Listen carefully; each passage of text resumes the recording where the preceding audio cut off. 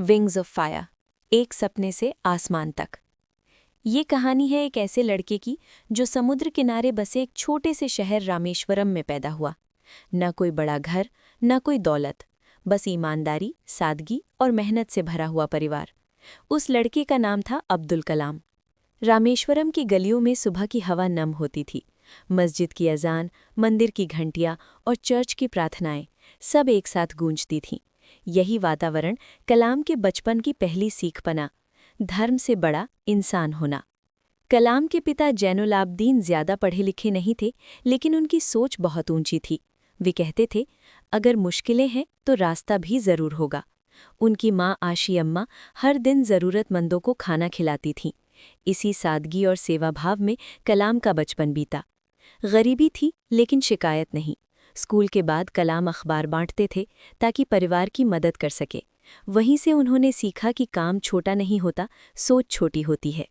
शिक्षा और पहला सपना। कलाम पढ़ाई में अच्छे थे, खासकर गणित और विज्ञान में।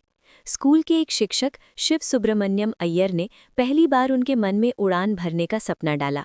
वे कहते थे, आसमान को छूना है तो पहले खुद पर भरोसा करना सीखो।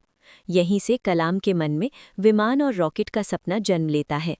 आगे चलकर वो Madras institute of technology MIT में दाखिला लेते हैं। परिवार के लिए फीस जुटाना मुश्किल था, लेकिन माँ पिता ने कभी उन्हें रुकने नहीं दिया।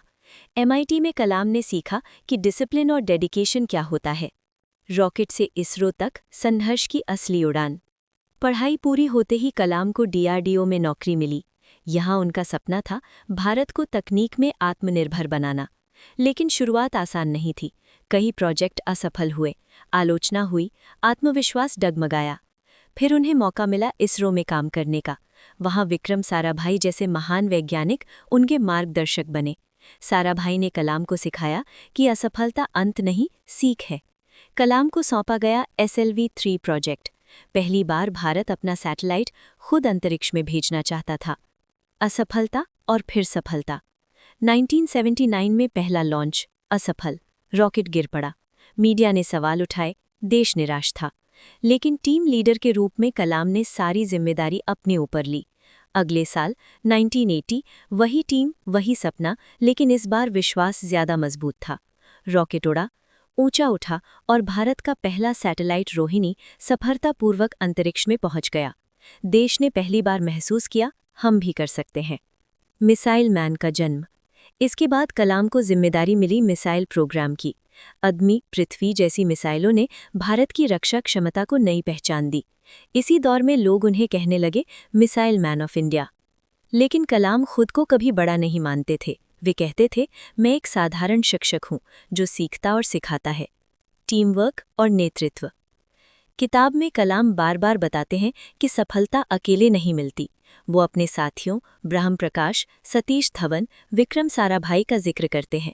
खासकर सतीश धवन, जिन्होंने असफलता पर कलाम को आगे किया और सफलता का श्रेय टीम को दिया। यही असली नेतृत्व था।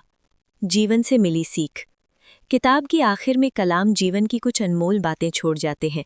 बड़े सपने देखो, मेहनत से मत भागो, असफलता से सीखो, देश को हमेशा खुद से ऊपर रखो। वे युवाओं से कहते हैं, अगर भारत को विकसित देश बनाना है तो इसकी शुरुआत क्लासरूम से होगी। विंग्स ऑफ फायर का असली मतलब।